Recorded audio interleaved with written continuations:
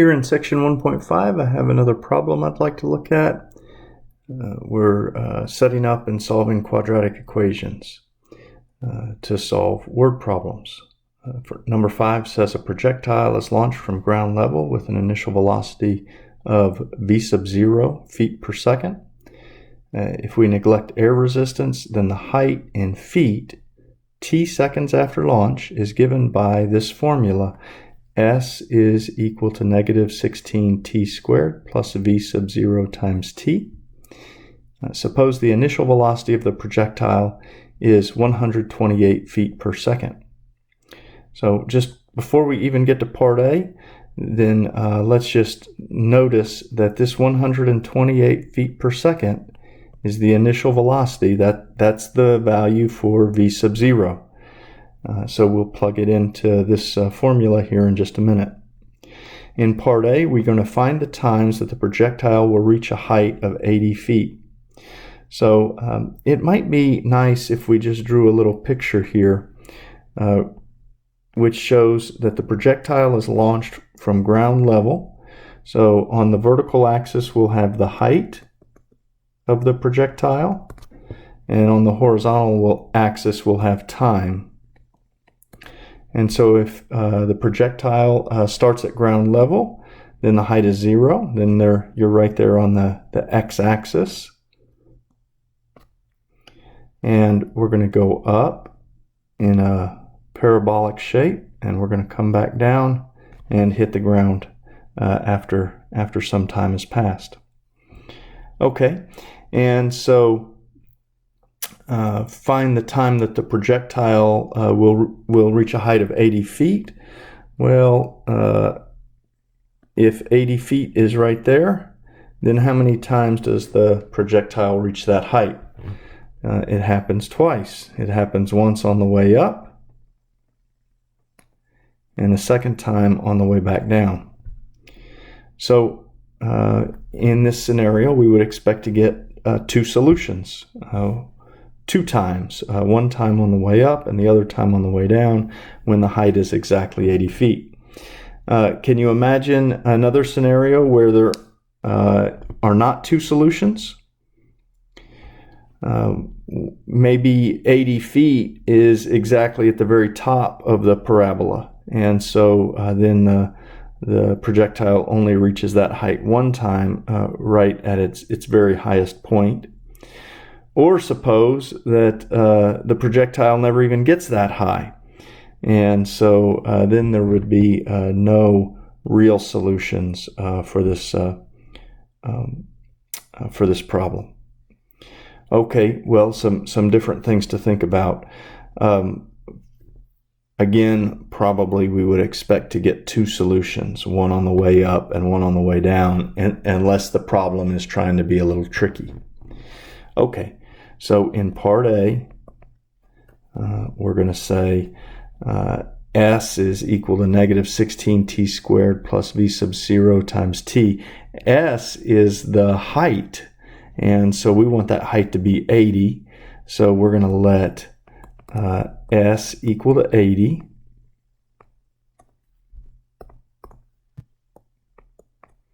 And v sub 0, we already said, is 128. And then from there, we can solve for t. So let's plug those numbers in. On the left side, S is 80, is equal to negative 16 t squared plus 128 times t. And there's a little quadratic equation, and we can solve it. We can take the 16 t squared over to the left side. Nice thing about that is if we add 16 t squared to both sides, now that leading coefficient is going to be positive, which we like to have. We can also subtract the 128t over to the left side, and we still have a plus 80 on the left side. All of that is equal to 0. Okay. Now this looks a little tricky. How do we want to solve this? Well, Usually we try to factor first, and it might be helpful to notice that all of the coefficients here on t squared and t and the constant here have a common factor of at least of 2. They're all even numbers. Does 4 go into each of these numbers? I think it does. And in fact, if you keep going, I think you can see that 16 goes into each of those numbers. So let's divide off the 16. That might be a little tricky to figure out just in one step, but if you keep dividing off a 2 enough times, or maybe a 4, then you'll get there eventually. So when you divide the first term by 16, you're left with t squared. And 128 divided by 16 is 8. So minus 8t plus 5 is equal to 0. Again, you don't have to divide off the 16. You probably want to use your scientific calculator at some point in this problem to plug into the quadratic formula. In the previous problems we've worked in this section, we were always able to solve by factoring, and that's what we did. But now, when we look at this equation here, we can see pretty quickly that doesn't factor. Right? 2 numbers that multiply to 5, but they're also supposed to add up to -8.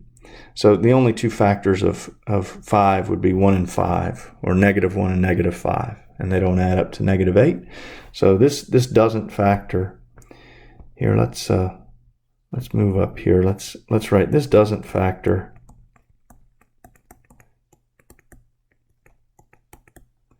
And so we need the quadratic formula.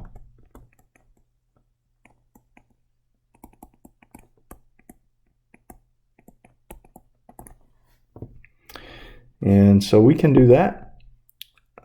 Let's see here. Do you remember the quadratic formula? X equals -b plus or minus the square root of b squared minus 4ac all over 2a. The variable this time is not x, it's t. The coefficients are 1 and -8 and 5. So we can plug into the quadratic formula. -b would be -8 plus or minus the square root of b squared, that's -8 squared, minus 4 times a, which is 1, times c, which is 5, all over 2 times a, 2 times 1.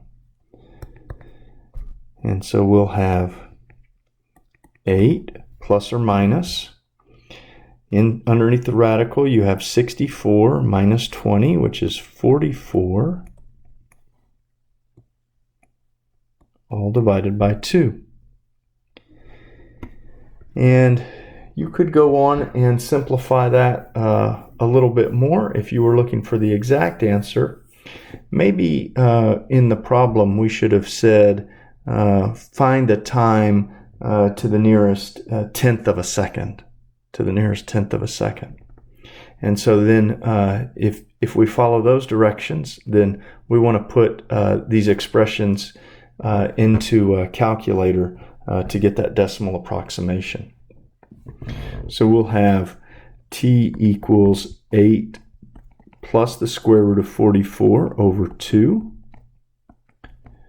which will give us approximately 7.3 seconds.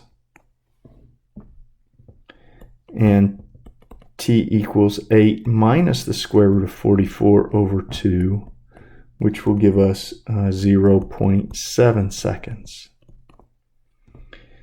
And so those are the 2 solutions. You should check that my work on the calculator is correct. Make sure that you can put these expressions in and get these decimals to come out.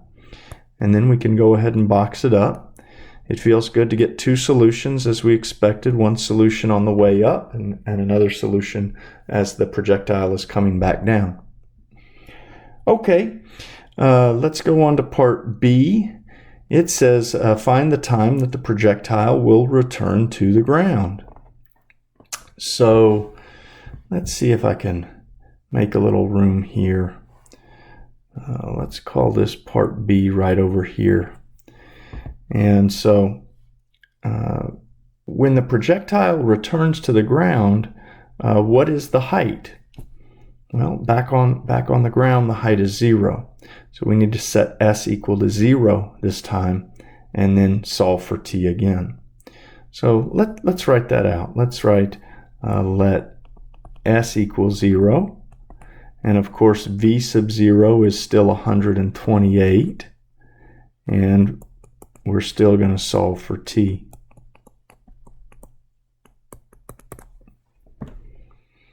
And so when we plug into the equation, here it is over here.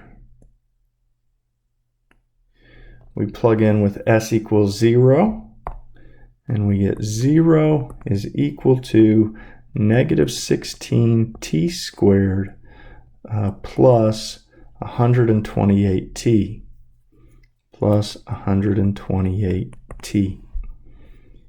And so in this case, we can solve this quadratic. Notice there's no constant here for third term. So that makes the factoring a little bit easier. I think we already recognized that 16 goes into 128 8 times. So we can factor out a negative 16 t, and then we're left with t minus 8. And then, of course, there are two solutions here. This factor t could be equal to 0, or this factor t minus 8 could be equal to 0, in which case t is equal to 8. Again, notice there are two solutions. Why two solutions? Well, because the projectile started at ground level at t equals 0 and finished back at ground level after 8 seconds. So when we read the question again, it says find the time when the projectile returns to the ground. That would be the 8 seconds. And of course, the t equals 0 would not be appropriate there. And we finish the problem.